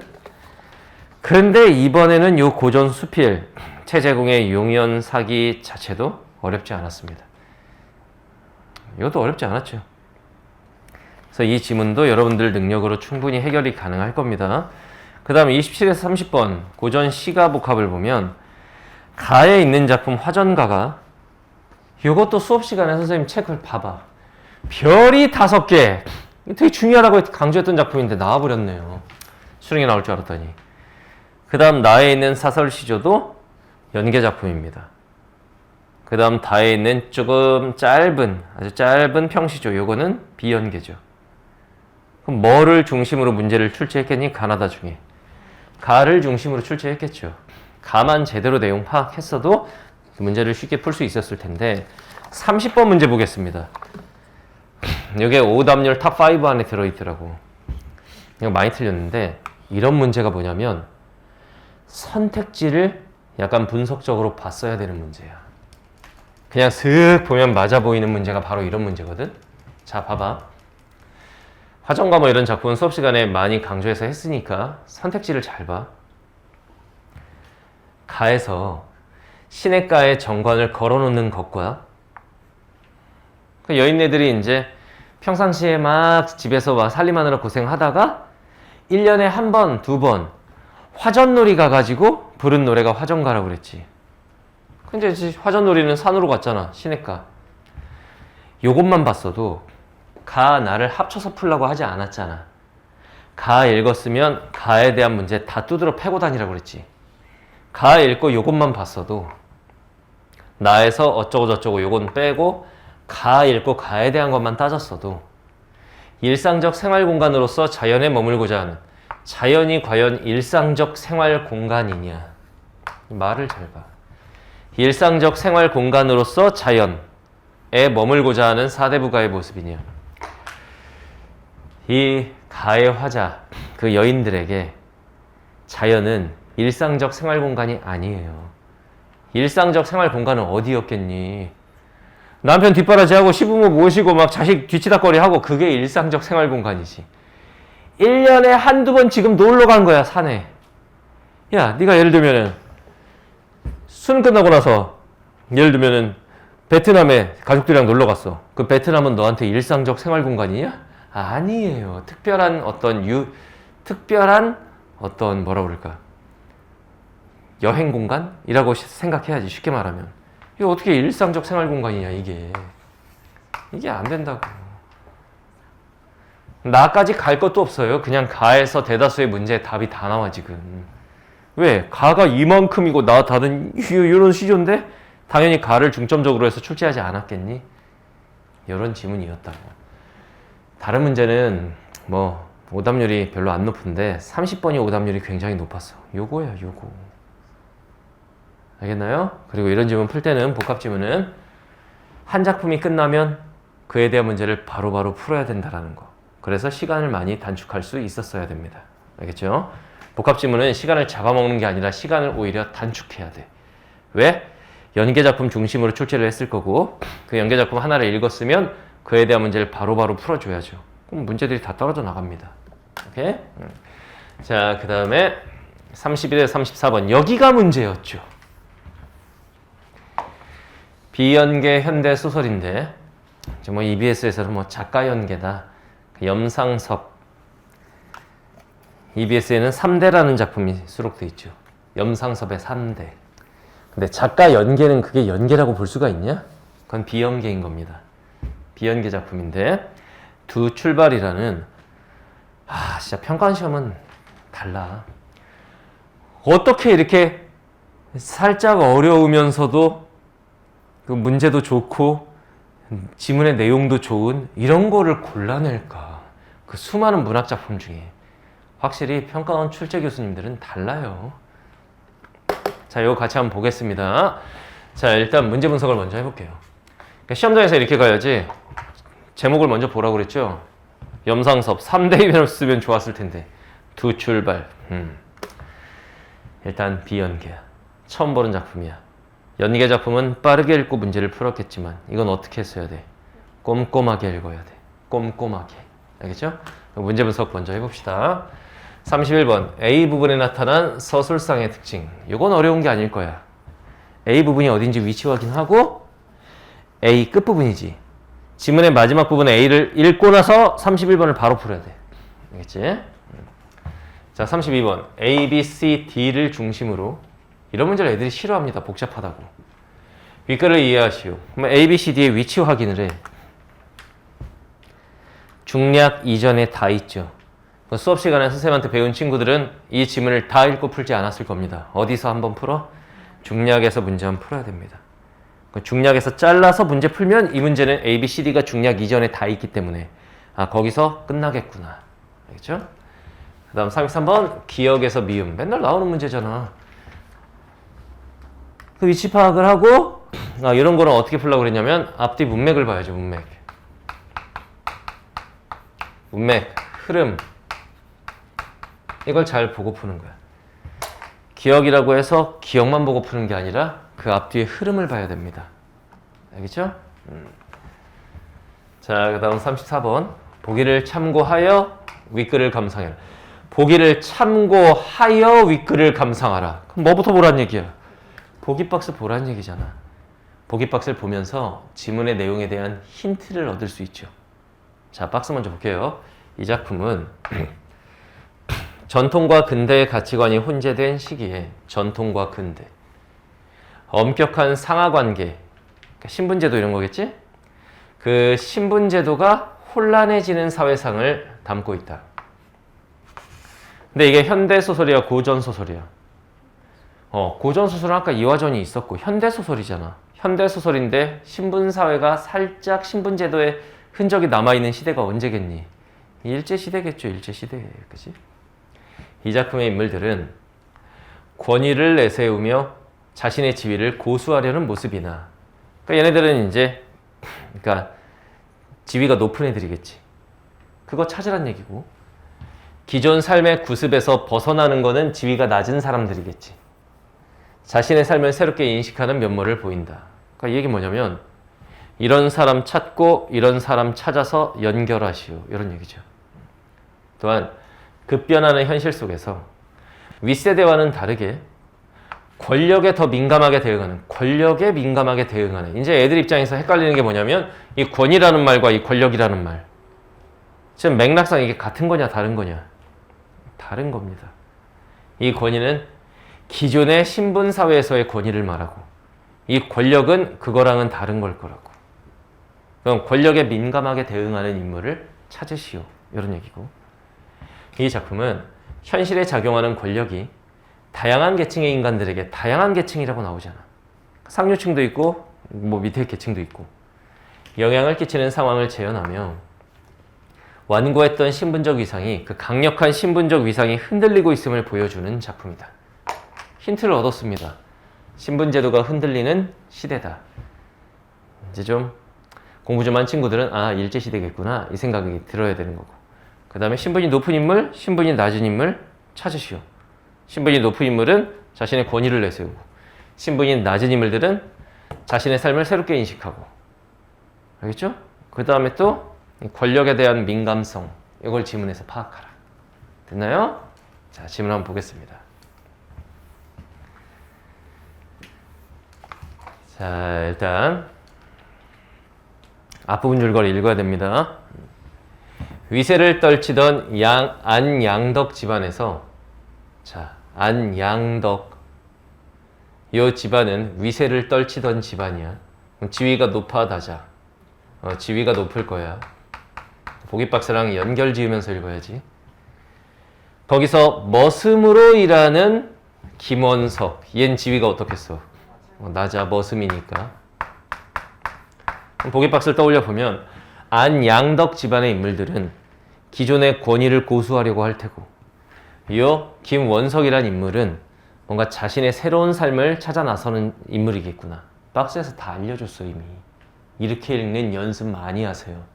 비연계 작품은 100% 보기박스를 주는데 그 보기박스를 가이드라인으로 해서 지문을 읽는 연습을 하면 비연계 작품 무섭지 않아요. 알겠나요? 양덕 영감의 집에서 명절 떡을 훔쳐옵니다. 선생님, 양덕 영감이 누구예요? 누구겠냐? 누구겠어? 이 안양덕이잖아. 안양덕이 양덕 영감이겠구나. 그러니까 이걸 파악 못하는 친구들이 많아요. 그럼 망한 거야. 이게 파악이 돼야지. 안양덕이잖아 이름이. 그러면 양덕 영감이 안양덕씨겠지. 거기서 떡 훔쳐왔어. 이 떡으로 또 새아버지하고 치전, 길성아버지인데 떡 먹기 내기를 하다가 치전이 급체 체해서 죽어요. 떡이 목에 걸려갖고 죽었어. 이걸 시험장에서 불쌍해 이러고 있으면 안 돼. 지금 불쌍한 게 문제가 아니야. 이 일로 인해 순사가 양덕 영감을 찾아옵니다. 순사. 시대적 배경이 드러나죠. 순사가 뭐야? 일제시대의 경찰이지. 아, 이게 지금 이게 일제경찰이잖아. 아까 보기박스 읽으면서 예상한 대로 시대는 일제시대구나. 얘가 양덕 영감을 찾아왔습니다. 알겠나요? 뭐 양덕 영감이 얘 떡을 준 건 아니야. 그 집에서 떡 훔쳐 먹다가 장난치다가 죽었어. 근데 어쨌든 이 집안에서 일어난 일이니까 찾아왔다 이거야. 여기까지 오케이? 지금부터 이 작품의 어려운 이유를 얘기해 줄게요. 인물이 많이 나옵니다. 인물이 많이 나오는데 중간에 호칭이 바뀌어요. 그게 파악이 돼야 돼. 알겠지? 자, 잘 봐. 선생님이 읽듯이 읽어야 한다라는 측면에서 잘 따라해야 돼. 이리 오너라 하며 대사가 나오면 뭐 파악해라? 누가 하는 말이냐? 순사. 순사가 뭐라고? 일제경찰.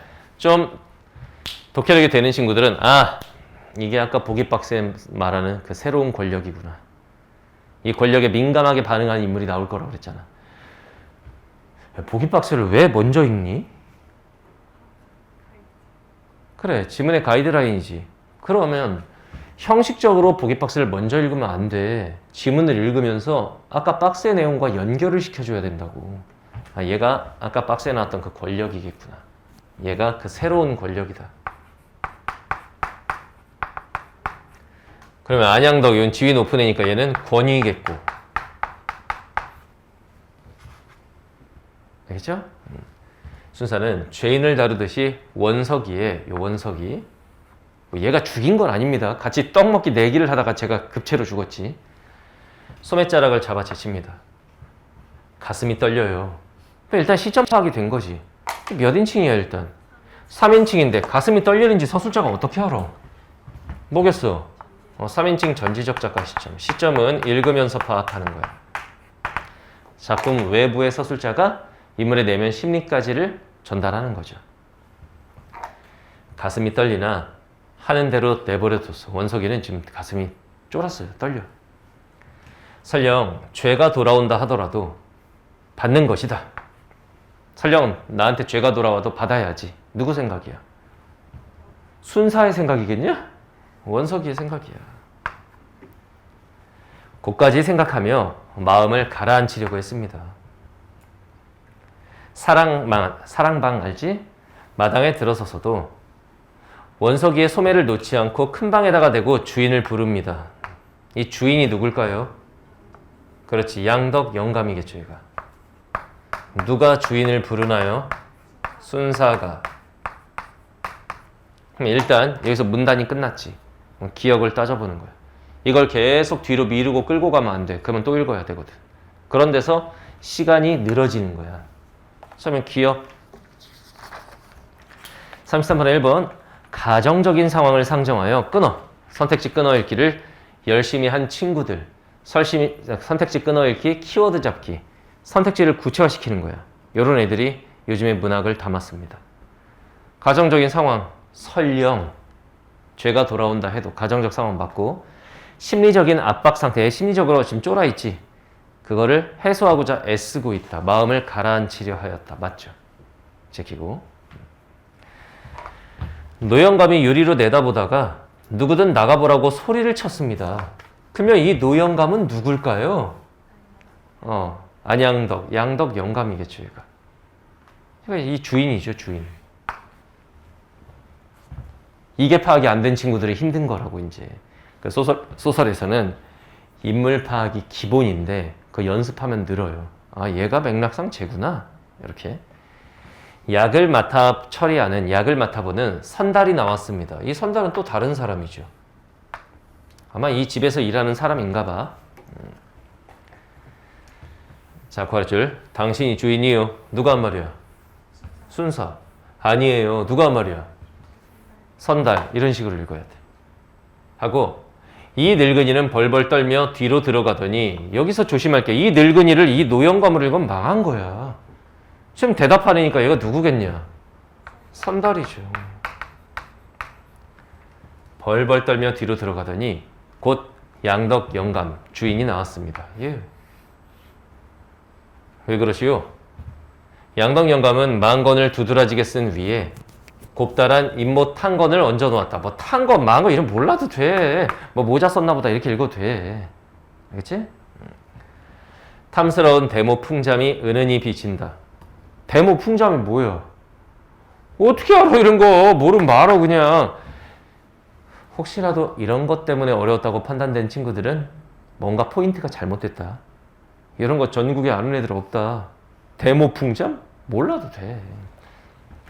말소리가 좀 거만한 듯한데 불끈한 순사는 누구 말소리가 거만해? 양덕 영감. 보기 박스의 내용하고 연결해봐.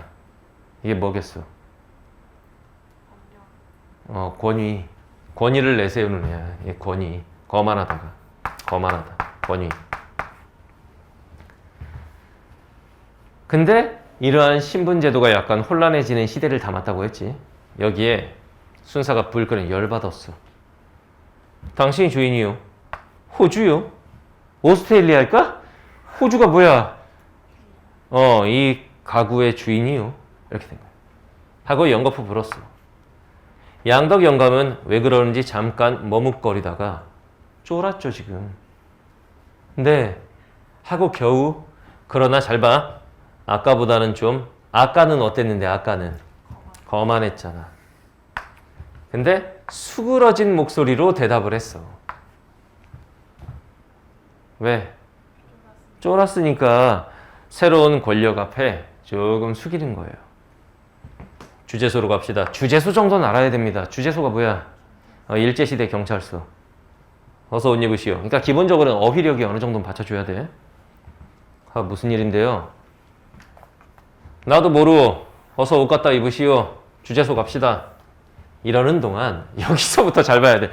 이 꽃갈 참봉이 문제야. 애들이 뭐지? 이렇게 된 게 얘 때문인데 노 영감은 마루로 나서고 이 노 영감은 누구라고? 양덕 영감. 꽃갈 참봉은 누가 기별했는지 안에서 눈이 동그래서 꽃갈을 휘젓고 튀어나왔습니다. 잘 봐. 꽃갈 참봉도 긍정적 인물은 아니야. 누가 기별했는 기별이 뭐야? 소식. 누가 소식을 전해줬는지 이런 어휘는 알아야 되고 눈이 동그래져서 막 고깔을 휘젓고 나와서 고깔 참봉이 뭐야? 고깔 모자를 쓴 참봉. 이름이 김참봉씨 이런 게 아니고 안참봉씨가 아니야. 참봉은 어떤 뭐라 그럴까? 지위라고 해야 되겠지. 아들 손자 하인할 것 없이 삽시간에 마당이 빽빽하게 모여들었어. 알겠죠? 원석이의 처는 원석이가 붙잡혀 가잖아 지금. 부인은 코끝이 빨개서 뛰어나와서 왜 코끝이 빨갛겠어? 남편 잡혀가니까 울었을 거 아니야. 동그란 두 눈을 휘휘 내줬다가 남편이 순사에게 그 남편이 누구야? 원석이. 순사에게 붙들려 서 있는 걸 보고는 틈을 비비고 나서다가 여보 하면서 나오다가 꽃갈 참봉께 호령만 당하고 꽃갈 참봉이 누구한테 호령을 한 거야? 원석이 처에게. 그럼 꽃갈 참봉도 자기보다 지위가 낮은 애한테는 좀 어떡하는 거야? 권위적이야. 사람 틈으로 물러섰어요. 여기서 잘 봐, 집중해서. 왜 그러시오? 치전이 죽은데 뭔 상관이 있는 줄 알고 그러시오? 그러니까 얘는 치전이 아까 떡 먹다가 죽었다고 그랬잖아.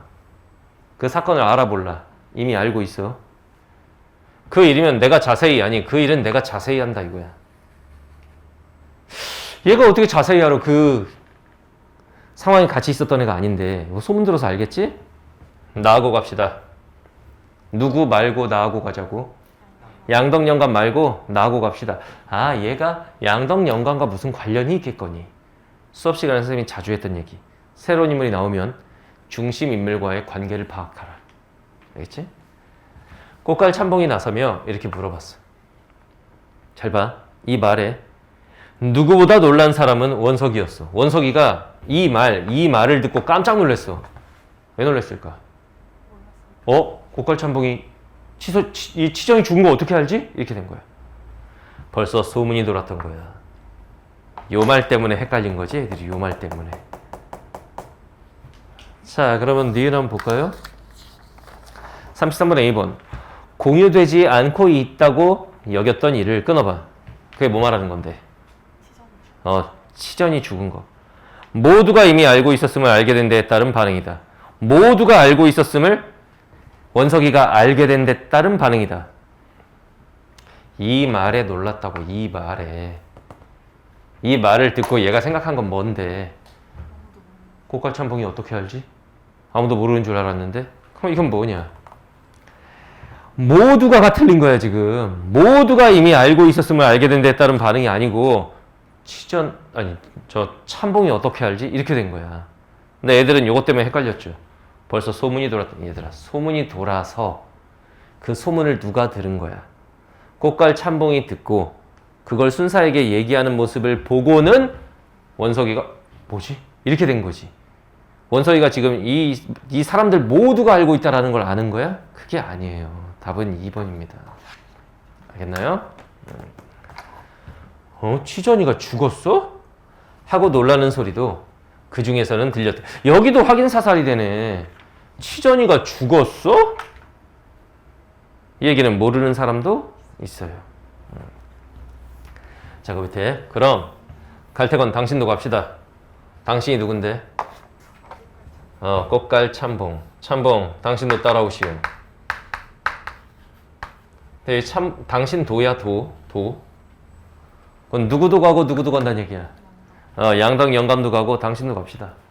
하며 순사는 부자를 다 데리고 갈 룰치다. 여길 잘 봤어야 돼. 이 부자가 리치맨이냐? 이 말을 잘 봤어야 된다고. 이 말을.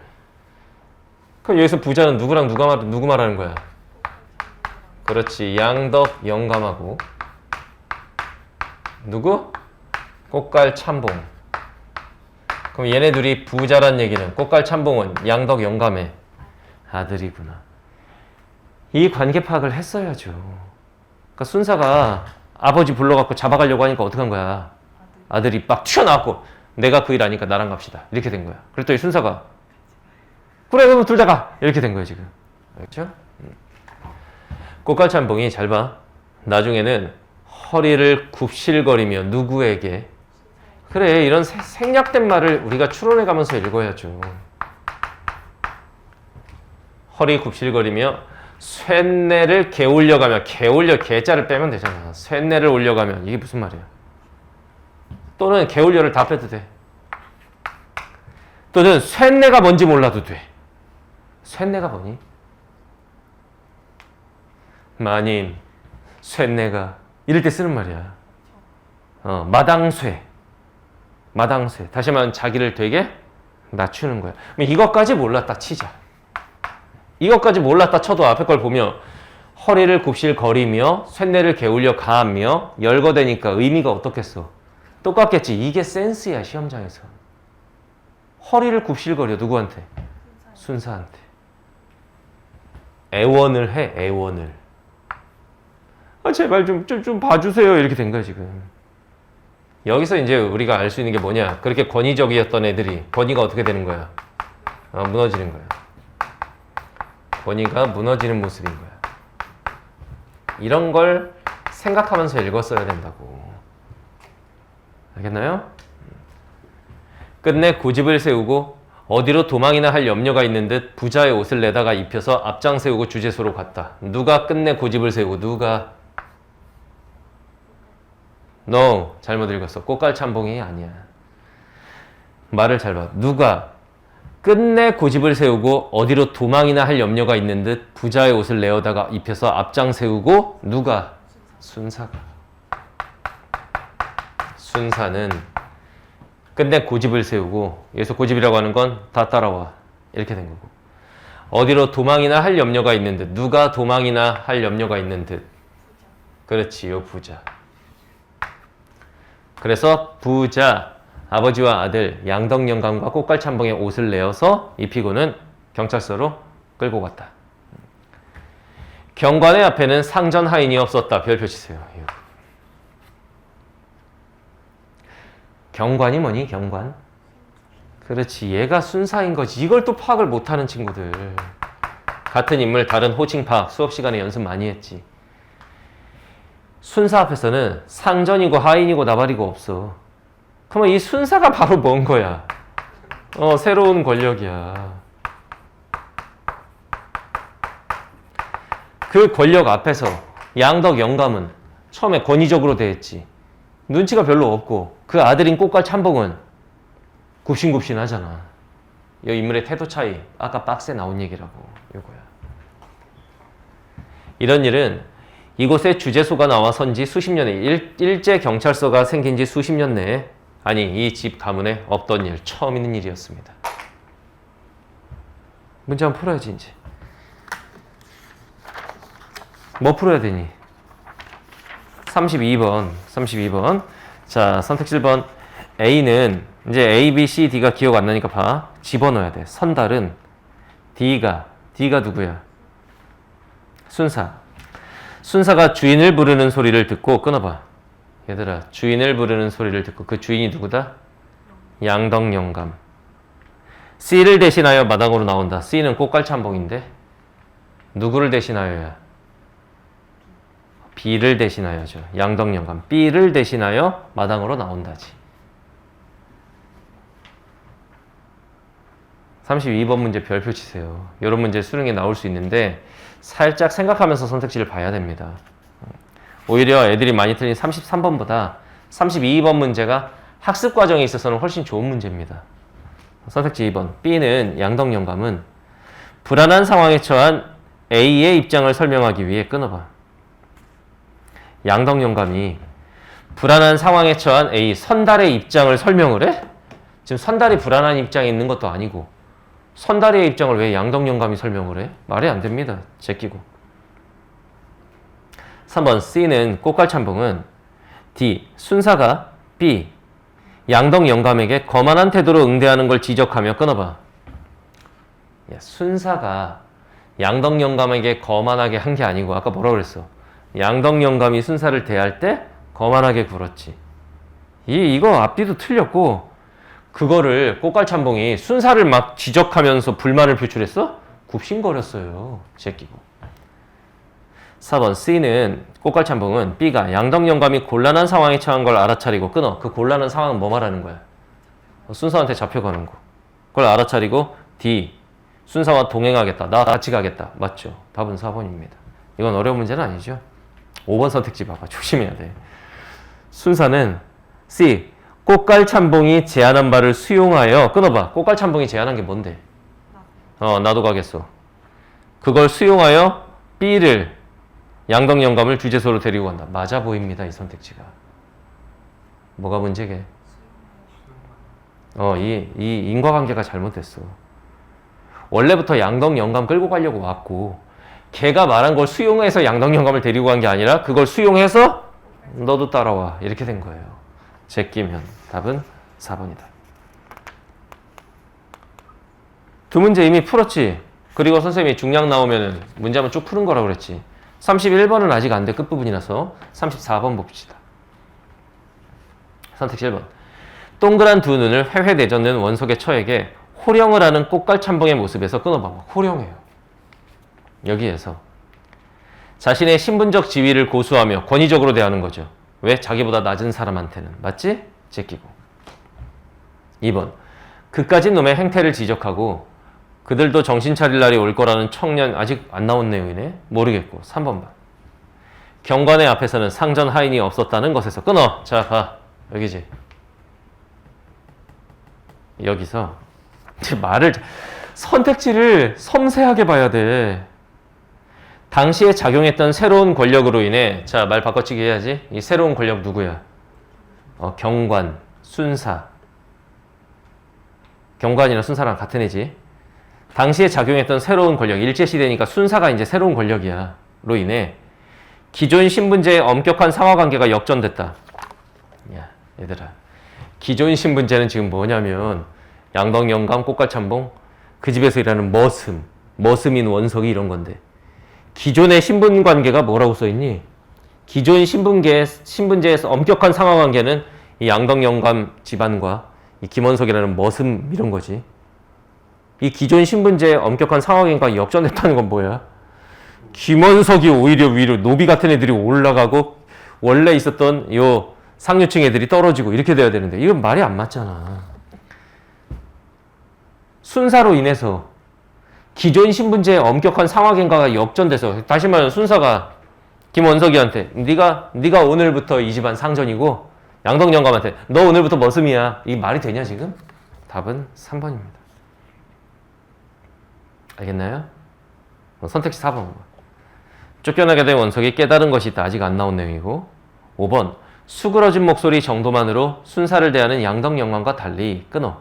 그렇지?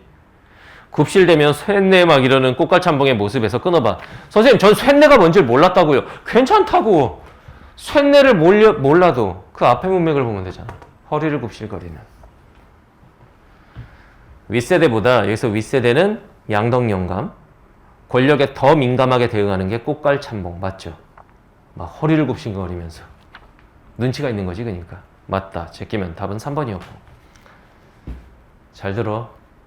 여기가 시험장이었으면 지금 현재 2번, 3번 그러니까 32번, 33번, 34번이 끝난 상황이고 남은 문제가 몇 번이야? 31번 하나입니다. 이게 시험장이었으면 시간이 아까웠지. 어떻게 해야 되니? 바로 그냥 A로 날아가면 됩니다. 서술 방식을 물으니까. 그럼 A 딱 읽고 A와 관련된 서술 방식 딱 풀면 끝. 오히려 여기서는 이렇게 시간을 단축할 수 있었어. 수업 시간에 선생님이 강조한 게 이거죠. 소설 처음부터 끝까지 다 읽고 풀면 헷갈려서 안 된다. 중략에서 잘라서 푼다. 그리고 기억에서 미음 이런 읽으면서 풀어야 되는 문제는 읽으면서 해결을 해야 된다. 기억나지? 그러면서 시간 단축을 좀 생각해야 돼. 알겠나요? 우린 공부니까 뒤에를 좀 보긴 할게요. 자, 봐봐. 치전이의 장사는 장사가 지금 물건 파는 게 아니야. 치전이 어떻게 되네요, 아까? 죽었지. 그럼 장사가 뭐겠니? 장례식. 하여간 이와 같이 하여 그날 저녁에 눈발이 날리고 쓸쓸한 가운데 그러나 읍내 청년단체 대표자의 호상까지 받으며 무사히 지냈다. 장례식을 치렀다 이 말이에요.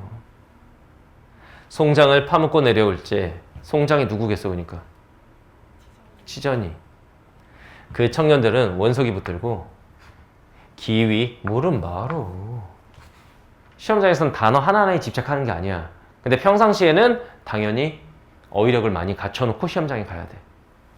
선생님 어휘책 오해독 현장 친구들 벌써 오해독제야. 기왕 이런 거야. 몰라도 돼. 양덕집에서 양덕집이 뭐야? 양덕 영감네 집에서 쫓겨나게 되었다니 누가 쫓겨난 거야? 원석이. 그 사건으로 인해 쫓겨난 거겠죠. 나올 바에야 오늘로라도 나오쇼. 오늘 당장 나오쇼. 우리도 일이 올 때는 여기 올 때는 그 집에 가서 장비라도 부조를 하라고 권고할 작정이었으나 이런 게 어려운 거지. 그 집에 가서 그 집이 어디겠어? 양덕집. 그 위에 나온 양덕 영감집 양덕집에 가서 장비라도 부조를 하라고. 장비? 유비 관우 장비겠냐? 장비가 뭐야? 장례 비용 이라도 부조. 여러분들 상가집 가면 부조하잖아. 만약에 이걸 몰랐다 치자. 모를 말 빼고 앞뒤 연결하면 되잖아. 양덕 영감네 집에 가서 부조라도 좀 하라고 권유할 작정이었으나 그까진 놈이 내놓으면 얼마나 내놓겠소. 그까진 놈은 누구를 말할까요? 양덕 영감을 말하겠죠. 양덕 영감을 그까지 뭐라고 표현해? 놈. 양덕 영감은 지위가 높잖아. 여기서 우리가 알 수 있는 게 뭐야? 그렇지. 신분이 흔들리는 모습. 그래서 이런 걸 어떻게 생각하죠? 보기 박스를 먼저 봤으니까. 그럼 여기서 할 수 있는 양덕 영감은 마을 사람들에게 욕먹는 인물이구나. 왜? 부조 안에 굉장히 좀 양덕 영감은 어떤 인물이다? 구두쇠, 인색하다. 이런 인물 캐릭터까지 파악이 돼야 돼. 알겠죠? 뭘 생각하면서 읽어야 되는지를 잘 보라고. 그래서 그만뒀지만 안 갔지만 저희도 좀 정신 차릴 날이 있으리이다. 저희는 누구 말하는 거야? 양덕 영감네. 그 집안도 정신 좀 차릴 날이 있을 거야. 이거죠. 하면 남의 일인 것만 왜 그러는지 성벽을 내어서 여러 사람을 충동이는 것 같았다. 성벽을 내어서 무슨 말일까? 성벽이 캐슬 월이겠냐? 성질. 그러니까 성질을 내면서 여러 사람들을 막 부추겼다. 알겠죠? 아닌 게 아니라 저희도 좀 양덕댁에 말해볼까 하다가 양덕 영감 집에다가 말할까 하다가 핀잔만 만날 것 같아 그만두었죠. 가서 그냥 쌍욕 먹을 것 같아서 그냥 때려쳤습니다. 이 말이에요. 알겠지? 원석이도 맞장구 쳤어요. 그렇다 마다요. 우리 지부에서도 창립할 때 뭐 지부 창립 어떤 일이 있었나 봐. 원조를 청했더니 원조가 뭐야? 도움을 청했더니 단돈 1원 한 장 안 내고 그런 거 우리 모릅니다 하면서 뻣뻣하기가 바지랑 떼던데 어이프리 보고 아주 막대기같이 뻣뻣하더만요. 이런 거 이제 디귿 리을 미음 나올 때마다 따졌으면 됩니다. 그 문제는 이미 끝이 났고 이 오답률이 그렇게 높았는데 다른 거 쓸만한 선택지가 없어요. 근데 뒤에를 보면 다 맞아. 그죠? 뭔가 헷갈릴 만한 선택지가 있어야 이제 글로 넘어갈 텐데 그것도 없죠 사실은. 이거 틀렸어? 맞았어? 시간이 부족해서 찍었어? 안타깝네요. 이것은 또 다른 청년이 한 말이었어. 그는 하여간에 김원석 씨는 그 집에서 나오면 당장 어디 가시려고? 그 집에서 나오면 어디 갈 겁니까? 거의 길성이네 집. 길성이가 누구였게? 이건 까먹었어도 사실 돼. 길성이 아빠가 치전이었죠. 그 앞부분 줄거리 다시 봐봐. 선생님 전 이런 걸 기억을 못해요. 괜찮아. 집 근처까지 와서 한 청년은 원석이를 쳐다보며 발을 멈췄어. 길성 어머니는 지금 남편이 죽은 거죠. 치전이. 어찌나 추운지 이제는 울지도 못하고 자식들이 기다리는 집으로 다름질을 해간다. 이런 부분은 그렇게 중요한 부분은 아니겠지. 빠른 속도로 읽어야죠. 한 지문 안에서도 스피드 조절을 하면서 읽어야 돼. 왜 그러시죠? 저도 이번 일에 무식한 생각이 남아 깨달은 것이 있어서 단정코 서울로 올라가렵니다. 하고 원석이도 발을 멈추며 섰어. 누가 서울로 올라가겠대? 원석이. 깨달은 게 있대. 그리고 A입니다. 여긴 좀 더 집중해야겠지. 왜? 문제가 달려 있으니까. 서울로? 서울 가면 뭘 하려고? 뭘 하자는 게 아니오라. 여기 있으면 어떻게 땅떼기라도 붙여서 먹고 지내려면 지낼 수도 있겠지만요. 여기서 먹고 살 수는 있겠지만 하며 원석이는 추운지 어깨를 으쓱하며 두루마기 소매로 코를 쏙 씹는. 이게 중요하냐 지금? 이게 중요한 게 아니야. 여러 사람은 원석이의 나중말을 들으려는 듯 잠자코 쳐다보고 있었어. 글쎄 말이요. 시골 사람은 어디 갔어? 시골 사람은 덮어놓고 서울 하지만 서울에 처음 가서 얼음얼음 어리버리 하다가는 여기 있는 것보다 더 어려울 텐데 어떤 청년이 이렇게 조언을 한 거야. 그것도 모르는 건 아닙니다만 하며 그러니까 누가 하는 말인지를 잘 파악하면서 읽으라고. 원석이는 자기가 아직 나이 늙기 전에 노동을 하면서라도 공부해서 사람답게 살아보겠다. 보기 박스 봐봐. 이게 뭐겠니 이게? 그렇지. 그게 보기 박스에서 기존 삶의 구습에서 벗어나 자신의 삶을 새롭게 인식하는 면모를 보인다 이거겠지. 그게 원석이었던 거야. 난 공부해서 사람답게 살겠다. 길성이네 내 식구를 적어도 장래에는 자기가 뒤를 봐줘야겠다. 괜찮은 애야. 왜 자기가 길성이네 내 식구를 먹여 살리려고 그래? 자기랑 떡 먹기 내기하다 죽었잖아. 책임감을 느끼는 거야. 자기가 직접 죽인 건 아니지만. 또 이곳에 떨어져 있으려면 친구들에게 낯이 없어서 볼낯이 없어서 괴롭다. 여러 가지 사정을 간단히 말하였다. 이 부분을 잘 보면 이런 말을 여기는 지금 원석이의 말을 따옴표 없이 딴 거지. 이런 거 뭐라 그래? 간접인용이죠.